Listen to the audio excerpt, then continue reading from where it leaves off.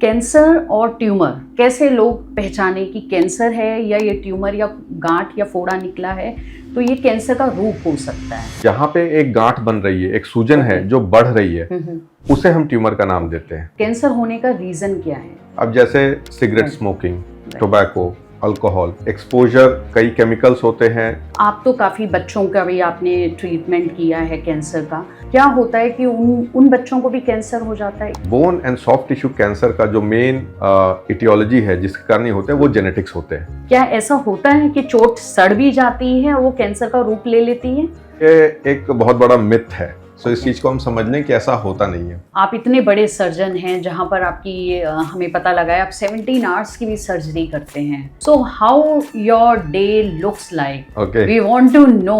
My family will tell you better about it, क्योंकि देखिए कहीं ना कहीं तो हमें बैलेंस रखना पड़ता है। तो सर, आप कुछ ऐसे मोमेंट शेयर कीजिए जब आप इतने सारे पेशेंट्स को सर्जरी के दौरान जब देखते हैं, उनकी बातें सुनते हैं, तो आप भी यकीनन थोड़े बहुत परेशान हो जाते होंगे उन लोगों को देख के, बट खुश भी होने का मौका मिलता है। ऐसे मोमेंट रोज ही होते हैं। अरे वाह। कि ये हमारे ऊपर है कि हम किस तरीके से चीज़ों को लेते हैं। जो चीज़ हमारे हाथ में है उसे कंट्रोल कर सकते हैं, उसके बारे में आप कुछ कर सकते हैं। तो मैं हमेशा हमारे पेशेंट्स को बहुत ही पॉजिटिव काउंसलिंग करता हूँ। ठीक है, अब जो हुआ सो हुआ, अब हमें इससे आगे ठीक होना है।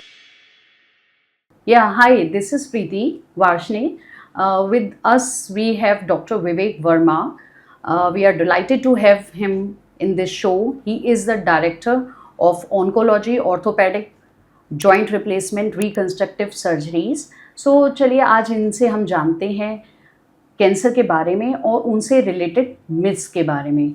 तो सर, आप बताइए आपकी जर्नी के बारे में कुछ ऑडियंस को। थैंक यू प्रीति। सो सबसे पहले मैं एक अपने स्पेशलिटी के बारे में एक इंट्रोडक्शन दे देता हूँ कि primary I am orthopaedic surgeon and I was trained, first I completed my MBBS, जो जिसे हम कहते हैं graduation, from Pune. Then I did orthopaedics and I was a consultant and then I moved into a super speciality subject, which is orthopedic oncology. Oh, wow. So I was trained in orthopedic oncology at Tata Cancer Hospital, Bombay. Wow, that's a big Yes, name and big, yeah. So after that, I started this department at Max Hospital in 2016, and now this is almost 10 years I am here. Wow. So sir, why oncology? Why only oncology? Why you choose oncology? So, बहुत अच्छा सवाल है, क्योंकि orthopaedic speciality अपने आप में ऐसी speciality है कि आप उस पर अपनी ज़िंदगी आराम से निकाल सकते हो। हमारे रेगुलर केस होते हैं। So I was a consultant in Chennai that time, और हम लोग सारे जो भी ऑर्थोपेडिक के केसेस होते हैं, ट्रॉमा, जॉइंट रिप्लेसमेंट, स्कोप, ये सारी चीज़ें देखते थे। बट हमने देखा कई पेशेंट्स जो इन बिटवीन, कुछ कैंसर के पेशेंट्स आते थे जिन्हें हमारी टीम ऑपरेट करती थी या हमारे सीनियर्स ऑपरेट करते थे उस समय। और जब एक बार मैंने ऑडिट निकाला तो आई रियलाइज्ड कि उसमें से कोई बचा ही नहीं था। Nobody was surviving. सो वहाँ पे ऑन्कोलॉजिस्ट जो थे उनसे मेरा डिस्कशन होता रहता था, और कई बार उनसे बातें करके मुझे लगा कि there is something different which is not practised in routine orthopaedics, और जिसके लिए अगर आपको कैंसर को डील करना है तो आपको इसके लिए प्रॉपर ट्रेंड होना पड़ेगा। Exactly. और कई इस तरह के कम से कम मुझे भी 2-3 साल लगे ये डिसाइड करने के पहले कि मुझे इसमें जाना है या नहीं जाना है, क्योंकि it was a totally different speciality. It was a super speciality या सब स्पेशलिटी कह सकते हैं। तो फिर मेरा इंटरेस्ट हुआ, क्योंकि एक क्यूरियोसिटी रहती थी कि हड्डी में कुछ गांठें हैं, कुछ बीमारी है, क्या निकलेगा, कैंसर होगा, नॉन कैंसरस है, क्या इलाज होगा, हाथ पैर बचेंगे कि नहीं बचेंगे, बहुत सारे सवाल होते थे। अंत में मैंने डिसाइड किया कि no, I have, this is something which I want in my life. It was challenging. Cancer और ट्यूमर, कई लोगों का मानना है ट्यूमर एक गांठ या फोड़ा, उसी को हम कैंसर मानते हैं। कैसे लोग पहचाने कि कैंसर है या ये ट्यूमर या गांठ या फोड़ा निकला है, तो ये कैंसर का रूप हो सकता है? ये बहुत अच्छा सवाल है, क्योंकि जब भी हम लोग बात करते हैं कि कोई ट्यूमर है तो लोगों के दिमाग में सबसे पहला सवाल आता है, ये कैंसर की बात कर रहे हैं क्या?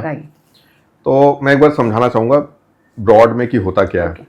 सो देखिए, ट्यूमर का मतलब होता है कोई भी गांठ, और ये गांठें दो तरीके की हो सकती हैं। एक नॉन कैंसरस होती है, दूसरी कैंसरस। जो नॉन कैंसरस होती है उसे हम कहते हैं बेनाइन ट्यूमर्स। जो कैंसरस होती है, खासकर हड्डी के जो कैंसर होते हैं उसे हम कहते हैं, हड्डी या मांसपेशी के कैंसर को, सार्कोमा।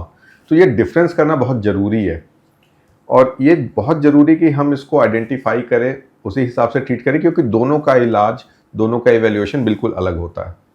तो ट्यूमर का मतलब कैंसर नहीं होता। मतलब आम जनता को घबराने की ज़रूरत नहीं है, अगर फोड़ा या फुंसी हो भी जाए तो उसे एक कैंसर का ही नाम समझ के डरना नहीं चाहिए। हमें डॉक्टर के पास जाना चाहिए और प्रॉपर चेकअप कराना चाहिए कि ये क्या कैंसरस है या नॉन कैंसरस है। बट मुझे लगता है कि जो फोड़ा या फुंसी है वो हम उस कंडीशन को कहते हैं जिसमें कहीं मवाद बैठा हुआ हो, वो इन्फेक्शन का हो गया। सो वो इन्फेक्शन एक अलग चीज़ हो जाती है।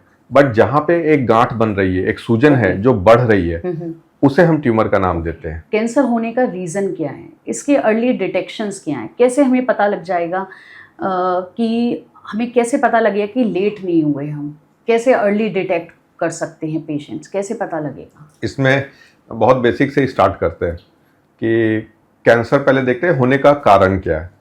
सो देखेंगे हम, दो तरीके के कारण होते हैं। एक हो गई चीज़ें इंट्रिंसिक, मतलब जो हमारे शरीर के अंदर उसके कारण बनते हैं। दूसरे हो गए एक्सट्रिंसिक या एक्सटर्नल फैक्टर्स।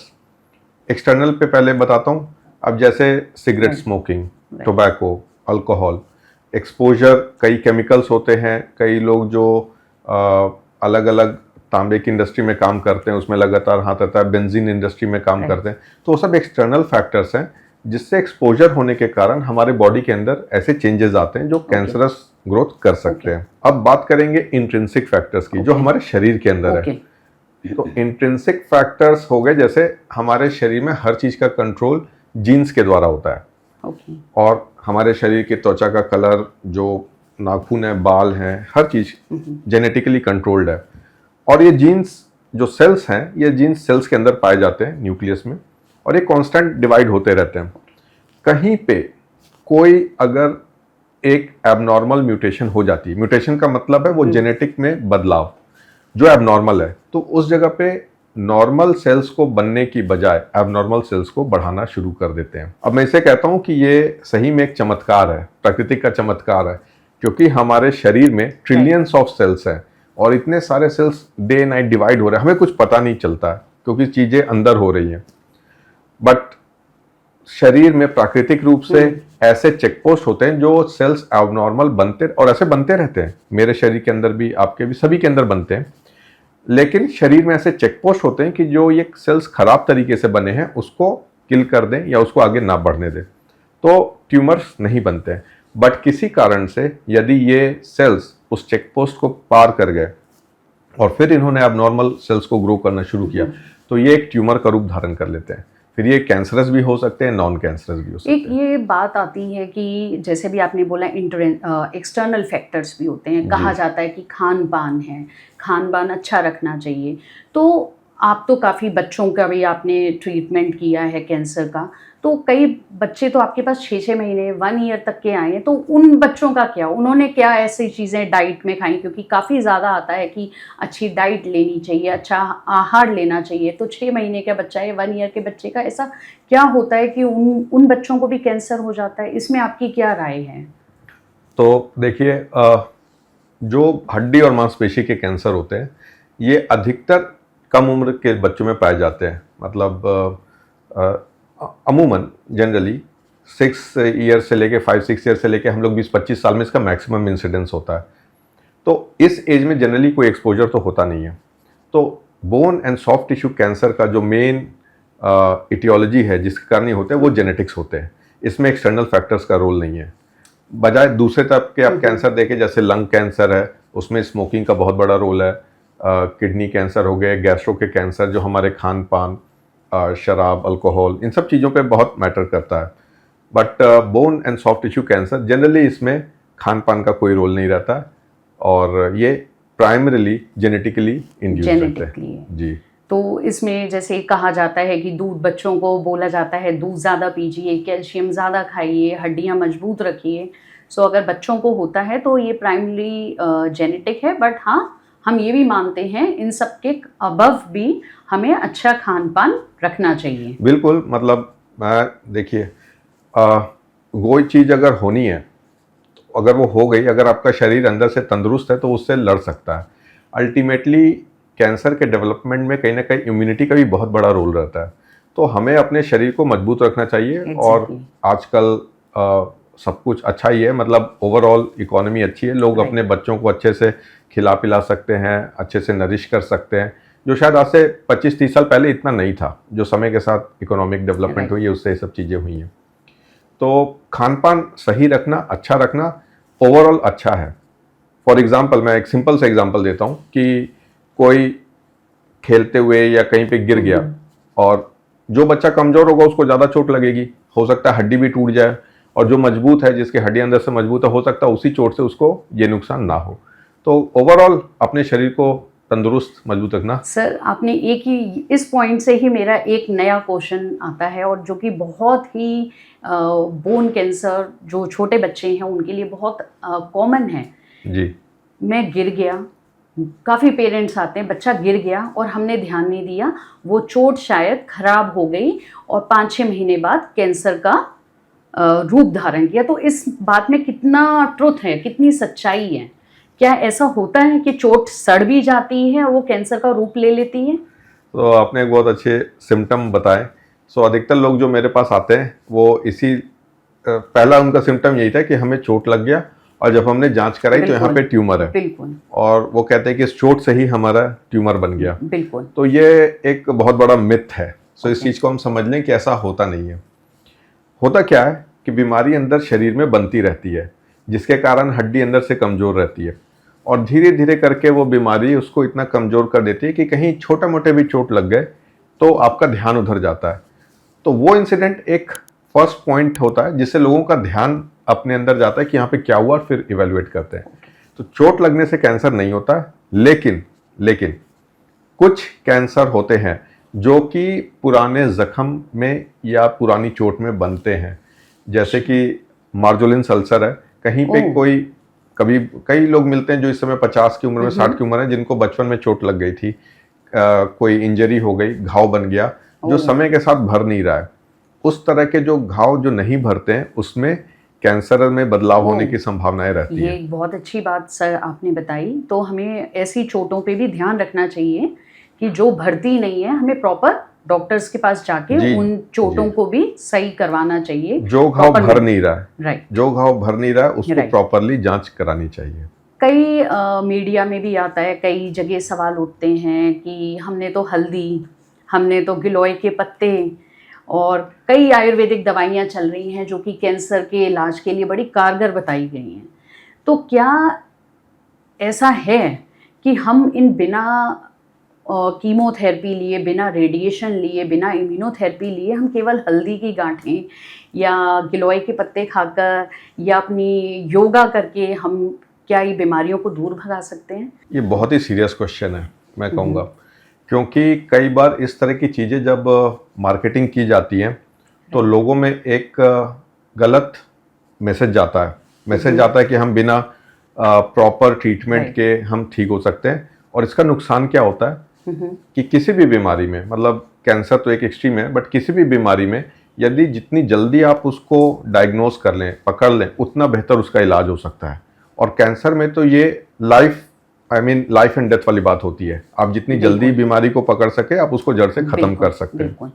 और ऐसी बातों को सुन करके कई लोग जो एक डॉक्यूमेंटेड ट्रीटमेंट प्रोटोकॉल है उसको नहीं लेते हैं और अल्टरनेटिव ट्रीटमेंट में चले जाते हैं, तो वो गोल्डन टाइम है जिसमें आप बीमारी अर्ली स्टेज की होती है उसे मिस कर देते हैं। और समय के साथ फिर ये बीमारी, कैंसर रुकता नहीं है, वो फर्स्ट स्टेज में होगा, फिर सेकंड, थर्ड, फोर्थ में चला गया, और एक बार फोर्थ में चला गया तो इसके आउटकम्स बहुत पुअर होते हैं। तो देखिए, मेरा ये कहना है कि ठीक है, हर पद्धति की अपनी एक सीमा है, हर पद्धति अपने तरीके से बीमारी को ठीक करती है, लेकिन जो चीज़ इस समय डॉक्यूमेंट है, एविडेंस बेस्ड है, जिसके ऊपर साइंटिफिक रिसर्च है, सबसे पहले उस चीज़ को सुनना और समझना चाहिए। जो कि इस समय एलोपैथिक में सर्जरी के माध्यम से और मेडिसिन जिसमें कीमोथेरेपी है, इम्यूनोथेरेपी है या रेडिएशन थेरेपी, इन सारे माध्यमों से हम इसे प्रॉपरली ट्रीट कर सकते हैं, करेक्ट कर सकते हैं। जैसे कि सर आप bone and soft tissue cancer के एक्सपर्ट हैं, तो क्या ऐसे अर्ली सिम्टम्स हैं जिनको हम देख के पहले ही अलर्ट हो जाएं और आप लोगों के पास आए और स्वस्थ होके जाएं? तो आपके पॉडकास्ट के पहले ही जस्ट मैं कुछ पेशेंट्स को देख ही रहा था और उसमें से उन्होंने यही बताया कि जो लक्षण उनके थे उनको वो पकड़ नहीं पाए, जिसके कारण उनकी हड्डी टूट गई और तब जांच हुआ तब पता चला, जबकि उनको लक्षण थे। वो किस तरह के लक्षण हैं सर? सो देखिए, सबसे कॉमन लक्षण होता है स्वेलिंग। ओके। कहीं पे भी अगर हमारे शरीर में कोई गांठ बन रही है तो हमें उसे इवेल्युएट करना चाहिए। सो नंबर 1 जो मैं सिम्टम कहता हूँ वो है स्वेलिंग। दूसरा, इसके कैरेक्टरिस्टिक देखने। कई लोगों को लगता है कि मेरे गांठ यहाँ पे ये 2 सेंटीमीटर 3 सेंटीमीटर, तो हर गांठ कैंसर नहीं होती है, हमें ये भी समझना है। कैंसर एक बहुत ही रेयर डिजीज है, बहुत रेयर है, हालांकि समय के साथ हम देख रहे हैं इसका इंसिडेंस बढ़ रहा है। तो कोई भी गांठ जो 3 सेंटीमीटर से बड़ी है और समय के साथ साइज में बढ़ रही है या उसका व्यवहार बदल रहा है, मतलब पहले उसमें दर्द नहीं होता था अब पेनफुल हो गए, इसे इवैल्यूएट करना चाहिए। अब जरूरी नहीं कि कैंसर ही हो सकता है बेनाइन ट्यूमर हो सकता है किसी और कारण से भी हो, बट इसे इवैल्यूएट जरूर करना है क्योंकि कैंसर होने की एक संभावना है। ये नंबर 1 सिम्टम। दूसरा सिम्टम जो मैं बताता हूं वो है दर्द का बना रहना, हड्डी में या मांसपेशी में कहीं पर भी। यदि आपके किसी जोड़ में दर्द है तो ये कई कारणों से हो सकता है। छोटे बच्चों में ग्रोथ हो रही है, लंबाई बढ़ रही है, खून की सप्लाई चेंज हो रही है, उसके कारण होता है। बुजुर्गों में आर्थराइटिस के कारण होता है, जो जोड़ घिस जाते हैं। तो कैसे डिफ्रेंशिएट करें कि कौन सा दर्द खराब है? एग्जैक्टली। देखिए, यदि कोई दर्द 2 हफ्ते से ज़्यादा बना हुआ है और रात में आपको सोते समय से उठा रहा है, यही मैं आपका एक अलग क्वेश्चन था कि दर्द भी इसमें शायद माना जाता है कि सुबह का दर्द या रात का दर्द। हाँ, यस। तो देखिए, खेलने कूदने के बाद जो दर्द हो रहा है, कुछ जिम कर लिया, एक्सरसाइज कर लिया, बहुत दौड़ लिया, अनएकस्टम्ड फिजिकल एक्टिविटी, उसके बाद दर्द कॉमन है। बट जो दर्द रेस्ट करने पे भी हो रहा है वो नॉर्मल दर्द नहीं है। इसका मतलब है कि अंदर में कोई ना कोई दिक्कत है, तो उसे हमें टेस्ट करना चाहिए। अब मैं ये नहीं कह रहा हूँ कि वो कैंसर ही है, वो मेटाबॉलिक कॉजेज भी हो सकते हैं, इन्फेक्शन भी हो सकता है, कमज़ोर हड्डियाँ, काफ़ी कुछ चीज़ें हो सकती है, बट उसे इवेल्युएट करना है। और तीसरा सबसे कॉमन लक्षण जो मैं बताता हूँ वो है पैथोलॉजिकल फ्रैक्चर, जिसका मतलब हड्डी अपने आप बहुत हल्के चोट से टूट जाए। हमारी हड्डियाँ बहुत मजबूत होती हैं, जब तक सिग्निफिकेंट ट्रॉमा नहीं हो, बहुत जोर से कोई चोट ना लगे, तब तक टूटती नहीं है।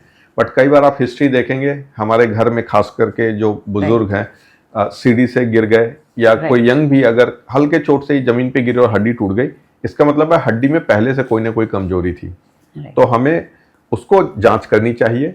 हो सकता है वो ऑस्टियोपोरोसिस हो, हड्डियां अंदर से कमजोर हो, बट हमें रूल आउट कर लेना चाहिए कोई ना कोई पैथोलॉजी है। बिल्कुल। तो अगर मैं समराइज करूं, सो नंबर 1 स्वेलिंग, सूजन जो लगातार बढ़ रही है या उसका बिहेवियर बदल रहा है। नंबर 2 पेन जो कांस्टेंट बना हुआ है और रेस्ट करने पे भी प्रेजेंट है। एंड नंबर 3 पैथोलॉजिकल फ्रैक्चर, मतलब किसी हल्के चोट से भी हड्डी टूट जाए। ऐसे लक्षण हो तो तुरंत डॉक्टर के पास जाके अपना इवैल्यूएशन कराएं। डॉक्टर बहुत अच्छी हमें बातें बताई और जिससे हम जल्दी चीज़ों को पकड़ पाएंगे और लोग अपनी जान भी बचा सकते हैं छोटी छोटी बातों को ध्यान में रखते हुए। मैं इसमें 1-2 सिम्टम्स और ऐड कर देता हूँ। अब कई बार लोग पूछते हैं कि जब आते हैं उसके हमें बाकी तो कोई और लक्षण नहीं है, मतलब हमारा भूख भी ठीक लगती है और वजन भी कम नहीं हुआ है, बिल्कुल ठीक है, हम तो नॉर्मल एक्टिविटीज भी कर रहे हैं, तो छोटा मोटा दर्द होगा चला जाएगा। हाँ, नहीं तो इसमें होता ये कि हर कैंसर के अपने अलग लक्षण होते हैं। जो लक्षण जैसे कि भूख नहीं लगना या किसी जगह से खून निकलना, पेशाब के रास्ते से, यूरिन से या मोशन से, ये सब लक्षण पेट के या किडनी के कैंसर के हो सकते हैं, अंदरूनी सिम्टम्स है। लंग के कैंसर में खांसी जो बनी हुई है 2 हफ्ते से ज़्यादा है, जिसमें हमें इन्फेक्शन रूल आउट करनी चाहिए। तो हर जगह के अपने लक्षण हैं, हर ऑर्गन के डिफरेंट लक्षण होते हैं। तो ये मैंने बताया खासकर बोन एंड सॉफ्ट टिश्यू के लिए लागू होते हैं। और इसमें भी जो सिम्टम्स हैं, जब ये सब सिम्टम आने लगते हैं तो तब तक बीमारी, इसका मतलब है थोड़ी एडवांस हो गई है। तो हमें जितनी जल्दी हम इन लक्षणों को देख करके जांच करा लें, उतनी जल्दी बीमारी को पकड़ सकते हैं। तो सर मेरा मानना ये है कि हम जितनी जल्दी इस चीज़ को पकड़ें, आज की डेट में कैंसर एक ब्लैक डे नहीं है और हम इन सब चीज़ों से इतना आगे आ गई हैं मेडिकल साइंस कि हम लोग इन सब चीज़ों से टाइमली रहते हुए अगर हम इलाज कराएं तो बच सकते हैं। बच भी नहीं सकते हैं, जड़ से बीमारी को ख़त्म कर सकते हैं। अरे वाह, बिल्कुल।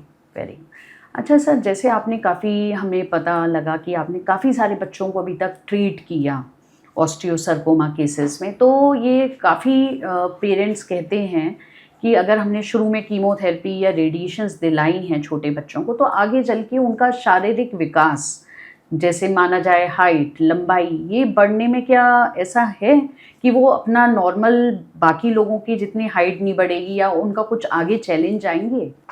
देखिए, इस पे बहुत सारे फैक्टर्स पे डिपेंड करता है। जनरली अब हम 3 पद्धतियों की बात करते हैं, 3 modalities of treatment in treatment of cancer. 3 चीज़ें, एक ऑपरेशन, एक कीमोथेरेपी, ओके, एक रेडिएशन थेरेपी। ब्रॉडली इन 3 चीज़ों में Right, काम करते हैं। right. तो कुछ प्रिंसिपल्स हम लोग फॉलो करते हैं, क्योंकि मेरे केस अधिकतर छोटे बच्चे रहते हैं जो कि बढ़ती उम्र के होते हैं, और हर उनके जो परिवार में सभी को यही Right. रहता है कि क्या होगा आगे, क्या होगा आगे? कि अभी हमने अगर करा लिया ऑपरेशन तो आगे कैसे होगा। आगे। अगर कीमोथेरेपी देते हैं तो जनरली इसका प्रभाव पूरे शरीर पे होता है। कैंसर सेल्स को तो वो किल करता ही है, बट ओवरऑल शरीर को भी दबाता है, इम्यूनिटी भी उसमें डाउन जाती है। बट एक बार कीमोथेरेपी खत्म हो जाए उसके बाद वापस रिकवरी शुरू हो जाती है, और कैंसर टू कैंसर ट्रीटमेंट का इलाज भी डिपेंड करता है। रेडिएशन थेरेपी यूजुअली हम लोग अवॉइड करते हैं, क्योंकि रेडिएशन थेरेपी अगर जोड़ में गई या हड्डी में गई तो उस जगह पे ग्रोथ अफेक्ट होती है। तीसरा, सर्जरी का रोल। जहाँ तक सर्जरी का रोल है, अगर हम अफेक्टेड पार्ट को हटाते हैं तो डेफिनेटली वहाँ पे कुछ ना कुछ तो लिमिटेशंस होंगी, आगे चल के ग्रोथ रुकती है। तो उसको सही करने के लिए भी कई तकनीक आ गई हैं। जैसे मैं बताऊं तो छोटे बच्चों में हम लोग एक्सपेंडेबल प्रोस्थेसिस करते हैं, ताकि जो इम्प्लांट डाला, अगर मान लीजिए किसी कोई 8 साल का बच्चा है, यूजुअली 16 साल तक वो बढ़ेगा, बट अगर हमने 8 साल में उसके नी जॉइंट को चेंज कर दिया, क्योंकि वहाँ पे कैंसर था, एक ऑस्टियोसार्कोमा था, तो अब वो हड्डी अब बढ़ेगी नहीं, जितनी पार्ट हमने हटा दी, इम्प्लांट लगाया। तो ये इम्प्लांट आजकल इस तरीके भी आ गए हैं जो शरीर के अंदर लंबाई में बढ़ सकते हैं, क्या बात है। जी, तो टेक्नोलॉजी बहुत बढ़ गई है। तो जब वो बच्चा बड़ा होने लगेगा तो यूजुअली हम लोग 6 महीने में या साल में एक बार उस इम्प्लांट को लेंथनिंग कर सकते हैं, जब इम्प्लांट करना है। कई बार हम लोग इसमें बायोलॉजिकल टेक्निक भी यूज़ करते हैं, जिसमें हम लोग दूसरी हड्डी को उसके खून की सप्लाई, नर्व की सप्लाई के साथ वहाँ पे लगाते हैं, ताकि वो लंबाई में भी बढ़े। तो टेक्नोलॉजी बहुत एडवांस हो गई है, और इस चीज़ को लेके डरने की ज़रूरत नहीं है। तो फिर पेरेंट्स को डरने की बात नहीं है कि आगे जाके इन चीज़ों में ज़्यादा फर्क पड़ेगा। जी बिल्कुल। दूसरी चीज़ है कि कैंसर का जो इलाज है वो एक रूटीन बीमारी के इलाज से थोड़ा अलग होता है, क्योंकि यहाँ पे प्रायोरिटीज़ डिफरेंट है। सबसे पहली प्रायोरिटी होती है कैंसर को पूरी तरीके से निकालना, so life is number 1। Number 2 होता है कि हम लिम्ब को बचाएं, लिम्ब सेविंग। ओके। थर्ड आता है फंक्शन, तो जिंदगी भी बचे, पैर भी बचे, हाथ पैर जो भी है, जहाँ पे भी बीमारी है वो बचे। तीसरा, फंक्शन भी रहे। और चौथी चीज़ आती है कॉस्मेसिस, कि देखने में छोटा बड़ा होगा, थोड़ा सा टेढ़ा होगा, तो कॉस्मेसिस हम कभी भी ठीक कर सकते हैं। वो इसीलिए वो प्रायोरिटी नहीं है, बजाय दूसरे सर्जरीज के जो हम करते हैं। सर, अभी जैसे आपने कीमोथेरेपी की बात की, तो कीमोथेरेपी से ही कई लोग कहते हैं कि कीमोथेरेपी तो देते भी हमें पता लग जाता है कि कैंसर ठीक हो जाएगा। तो क्या ऐसा कुछ सिम्टम्स होते हैं जब कीमोथेरेपी की मेडिसिन स्टार्ट होती हैं? कई लोग कहते हैं हमारा पेन ख़त्म हो गया, तो पेशेंट्स को लगने लगता है कि अब तो हमारा बीमारी भी ठीक हो रही है। तो क्या ऐसा कुछ है कि कीमोथेरेपी की मेडिसिन के स्टार्ट से भी हमें या आप डॉक्टर्स को पता लग जाता है कि ये क्योरेबल होने लगा है? सो आपने इतना क्रक्स, इतने डीप क्वेश्चन जो पूछा है, तो एक बार मेरे ऑडियंस को मैं बता दूं कि miss Preeti herself is a survivor, और ब्रेस्ट कैंसर की सर्वाइवर हैं, और इनसे विजय पा चुकी हैं। So she knows in depth about what she is asking. उन्होंने पूरी जर्नी देखी हुई है। बिल्कुल। तो और मैंने महसूस भी की है, क्योंकि मैं सर को बीच में काटना चाहूँगी। जब मेरे को पहली डोज लगी, my breast tumour was 3 centimetre, so doctors were very worried क्या होगा, और मुझे इम्यूनोथेरेपी थी। तो when they give me 1 shot, तो मेरा पेन गायब हो गया, और जब दोबारा चेक किया अल्ट्रासाउंड तो it was reduce to 1 centimetre. जी तो उसी का ही ये सवाल उठ के आया है कि जी क्या कीमोथेरेपी की दवाइयों से या स्टार्ट जो हम ट्रीटमेंट लेते हैं, क्या उनसे हमें पता लग जाता है, क्या क्या बिल्कुल। हम गेज कर सकते हैं? जी बिल्कुल। सो देखिए, होता यह है कि कीमोथेरेपी का एक बार रूल समझना है। कई बार हम लोग सोचते हैं कि कैंसर वो एक लोकल बीमारी है, किसी को अगर उंगली में है या इधर है तो हमें लगता है यहाँ पे, ऐसा नहीं है। उसके सेल्स, उसके जो कीटाणु हैं वो हमारे सर्कुलेशन में रहते हैं बॉडी में। तो जब हम दवा देते हैं तो ये जो सर्कुलेटिंग सेल्स है, जो माइक्रोस्कोपिक हैं, जो रूटीन एमआरआई पेट पे पकड़ में नहीं आते, ये उनको भी किल करता है, और साथ ही जहाँ पे बीमारी है उसको भी कंट्रोल करता है। तो कीमोथेरेपी बहुत एसेंशियल है, बशर्ते वहाँ पे वो ट्यूमर कीमो सेंसिटिव है, जिस पे दवाइयाँ काम कर सकती है। हम लोग हमेशा वहाँ पे कीमो दे करके बीमारी को छोटा करते हैं, और यूजुअली 1 या 2 साइकिल देते ही पेशेंट को बहुत आराम हो जाता है। जो सूजन थी, जो दर्द था, वो सारी चीज़ें कम हो जाती हैं। तो सर, आप कुछ ऐसे मोमेंट शेयर कीजिए जब आप इतने सारे पेशेंट्स को ओपीडीज में सर्जरी के दौरान जब देखते हैं, उनकी बातें सुनते हैं, तो आप भी यकीनन थोड़े बहुत परेशान हो जाते होंगे उन लोगों को देख के, बट फिर भी ऐसे क्या मोमेंट्स होते हैं उन लोगों के साथ जिनको आप सुन के, उनके साथ बातचीत करके आपको खुश भी होने का मौका मिलता है? सो हैं कुछ ऐसे जिनमें? ऐसे नहीं, ऐसे मोमेंट रोज ही होते हैं। अरे वाह! और देखिए, ये हमारे ऊपर है कि हम किस तरीके से चीज़ों को लेते हैं। जो चीज़ हमारे हाथ में है और हम उसे कंट्रोल कर सकते हैं, उसके बारे में आप कुछ कर सकते हैं। बट कई बार ऐसी बीमारियां हैं जो आपके हाथ में नहीं है, ये हो गई। अब हम इसे किस प्रकार लेते हैं, तो मैं हमेशा हमारे पेशेंट्स को बहुत ही पॉजिटिव काउंसलिंग करता हूँ कि ठीक है, अब जो हुआ सो हुआ, अब हमें इससे आगे ठीक होना है। बिल्कुल। और कहाँ से मेरे अंदर कहाँ से इंस्पिरेशन आती है? ये इंस्पिरेशन आती है उन पिछले पेशेंट से जो ट्रीट होकर के इस बीमारी को जड़ से ख़त्म करके आगे बढ़ चुके हैं।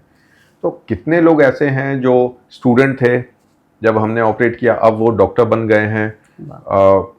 कई पीडियाट्रिशियन हो गए हैं, गायनेकोलॉजिस्ट, जो कि कई मेडिकल स्टूडेंट्स थे, कई डेंटल के थे, कई अलग अलग फील्ड में, आई एम सिर्फ डॉक्टर की बात नहीं कर रहा हूँ, बट अलग अलग फील्ड में लोग आगे बढ़ते चले जाते हैं इस बीमारी को मात दे करके, जड़ से ख़त्म करके। और फॉलोअप उनका लंबा है। अभी एक लड़का था जिसको मैंने 9 साल पहले ऑपरेट किया था। ही वॉज अराउंड 16 ईयर्स जब ऑपरेट किया, जस्ट स्कूल गोइंग गाय। अभी वो इस साल मेरे पास आया है कि उसकी शादी होने वाली है, and he wants to invite me for his marriage. तो ये सारी चीज़ें जो हमें अंदर से इंस्पिरेशन देती हैं कि हम चीज़ों को पॉजिटिवली लें। जहाँ तक बात है कि यस, फेलियर्स भी होते हैं, बट यदि इलाज टाइम से डायग्नोज हो जाए, सही ट्रीटमेंट मिले, सही ऑपरेशन हो, तो सक्सेस रेट 80-85% तक होते हैं, जिसमें बीमारी को ख़त्म कर सकते हैं, जो कि एक अच्छा परसेंटेज है। बहुत ही बढ़िया, बहुत ही। सर, इसी के साथ हम हमेशा डॉक्टर्स के पास आते हैं, हम डॉक्टर से बहुत कुछ समझते हैं, सीखते हैं। कई बच्चे सोचते होंगे या कई बड़े भी कि हम डॉक्टर्स की तरह बने, बट आप इतने पेशेंट्स और उनके साथ जब सराउंडेड रहते हैं, तो आप भी कभी कुछ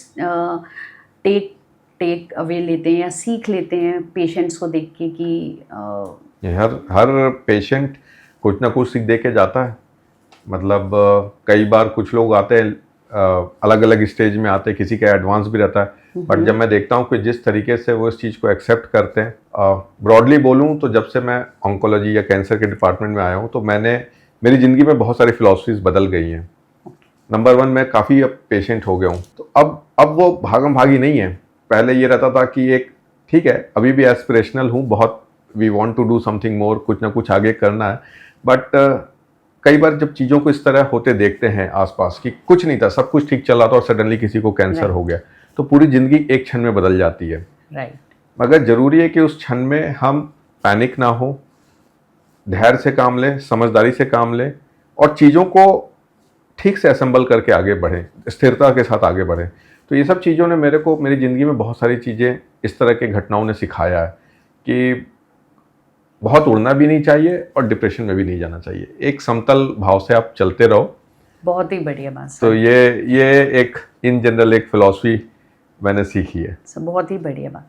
एक और इसी से सवाल आता है कि काफ़ी कहा जाता है कि सर्जन्स अगर अच्छे हों तो जड़ से बीमारी ख़त्म कर देते हैं। इसमें आपकी क्या राय है? सर्जन्स का रोल कितना इसमें इम्पोर्टेंट आता है? जी, देखिए सर्जन का एक भाग होता है, जैसे मैंने बताया कीमोथेरेपी, रेडिएशन, सर्जरी, जहाँ पे जिसका रोल है। कुछ ट्यूमर ऐसे होते हैं जिसमें सिर्फ सर्जरी करनी है, तो सर्जरी का रोल तो सबसे इम्पोर्टेंट है, क्योंकि बिल्कुल। उसी के द्वारा हम बीमारी को शरीर से बाहर निकालते हैं। बिल्कुल। तो ये बहुत जरूरी है कि 100% उसके जो कीटाणु हैं ढंग से निकले। और सिर्फ निकालना नहीं है, लोग तो हाथ पैर काट के भी निकाल देते हैं कि अगर पैर में है काट के निकाल दिया, बट हाथ पैर बचे, फंक्शन भी रहे और बीमारी भी जड़ से खत्म हो, ये सही तरीका होना चाहिए निकालने का। तो ये रोल तो बहुत इम्पोर्टेंट रहता है।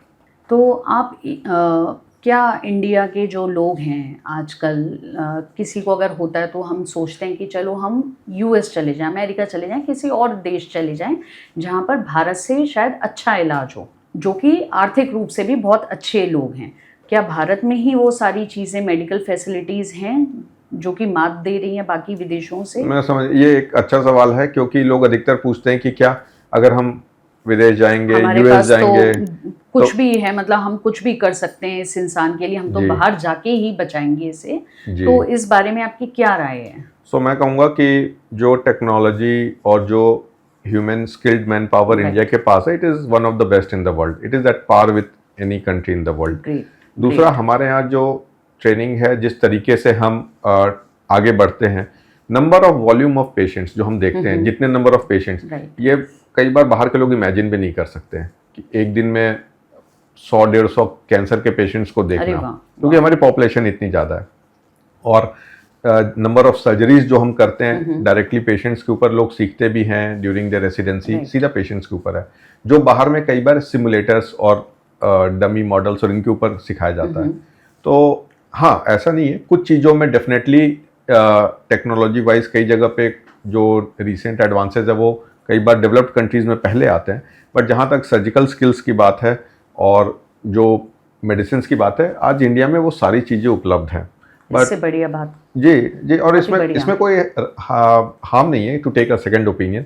कई पेशेंट्स मेरे रहते हैं जिनको मैं बताता हूँ, and they take second opinion, और फिर वो कहते हैं कि जो आपने बोला था वही सारी चीज़ें हैं। We have state of the art machines, जो भी रेडियोथेरेपी आजकल एडवांसेज है, वो सारी चीज़ें हैं।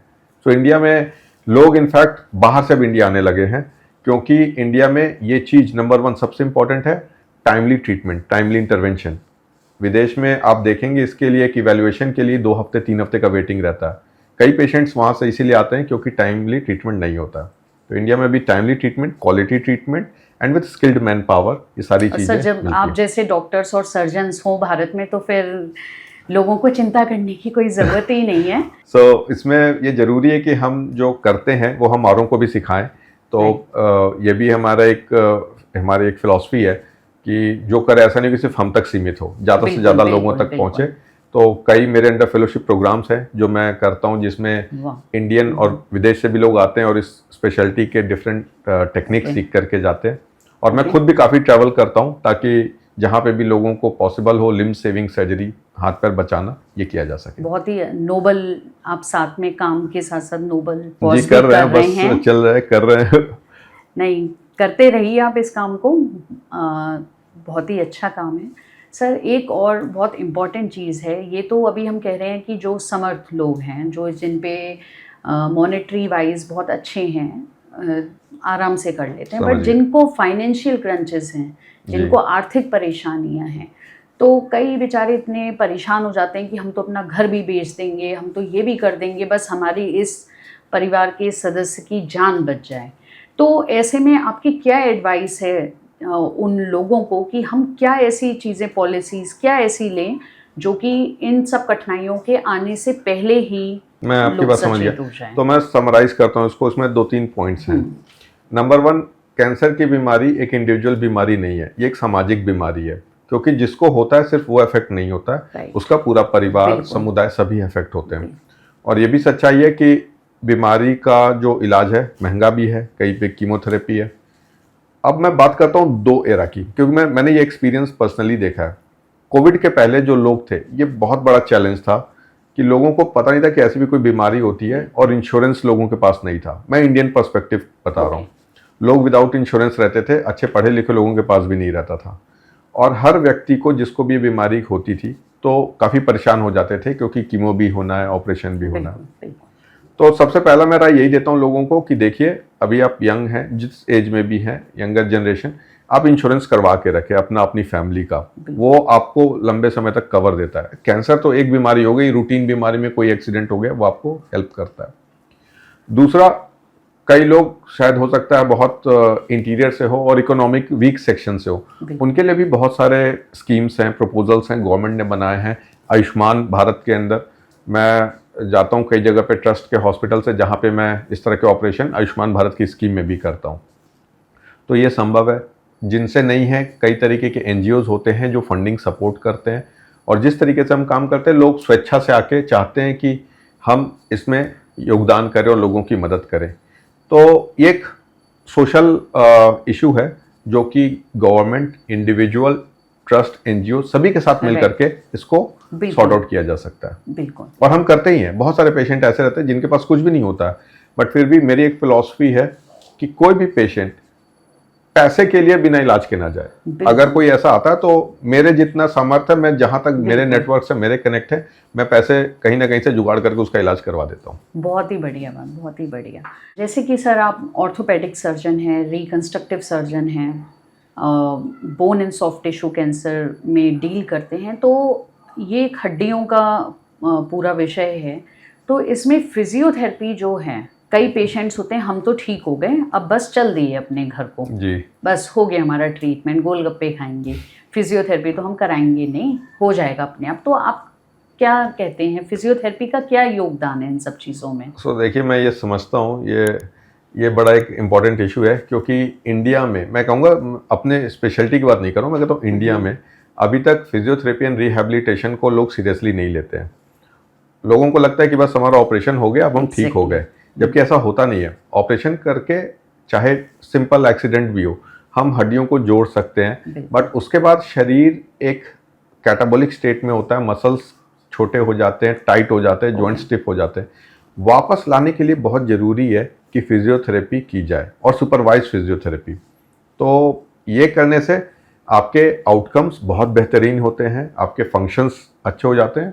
और अगर हम बोन कैंसर की बात करें तो इसमें यूजुअली 6 to 8 वीक्स का एवरेज फिजियोथेरेपी टाइम रहता है, और पेशेंट्स उसके बाद हर रूटीन एक्टिविटीज़ कर सकते हैं। वो मैं देखता हूँ कि वो डांस भी कर रहे हैं, स्विमिंग भी कर रहे हैं, गाड़ी भी चला रहे हैं। तो उसके लिए ज़रूरी है कि रिहैबिलिटेशन जो फेज़ है वो सीरियसली लिया जाए। तो सर वो तो पता ही नहीं लगता होगा ऐसे लोगों की कैंसर हुआ भी है। बिल्कुल, जब वो चलते हुए आते हैं कई बार बिल्कुल नहीं पता चलता है कि इनको कोई बीमारी थी, वो बिल्कुल ठीक रहते हैं। तो बहुत ही बढ़िया बात है। एक लास्ट में एक और क्वेश्चन है कि आप इतने बड़े सर्जन हैं, जहाँ पर आपकी हमें पता लगा है आप 17 आवर्स की भी सर्जरी करते हैं, और बैक टू बैक आपकी 4-5 सर्जरीज होती हैं, आपको घर भी जाना है और फिर ओपीडीज भी देखनी है, आप बाकी और आप काउंसलिंग्स भी करते हैं, एवरीथिंग यू।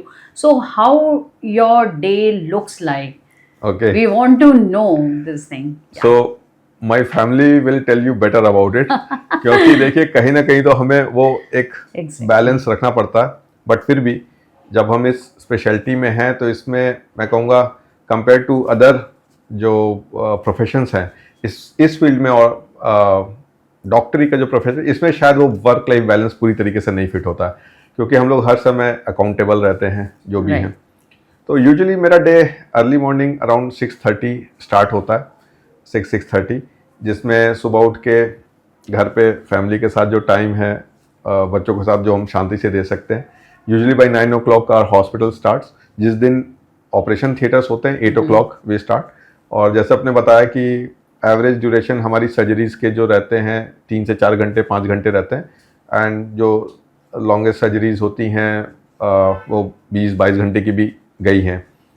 और सर्जरी के बाद इन बिटवीन जो ब्रेक होता है, कई बार खाना नहीं खा पाते हैं, ब्रेकफास्ट अच्छे से करते हैं ताकि पूरा दिन ठीक से निकले। घर से निकलने के पहले आई टेक हैवी ब्रेकफास्ट, ताकि मुझे पता रहता है कई बार मैं दिन का लंच स्किप कर जाऊंगा या नहीं मिल पाएगा टाइम।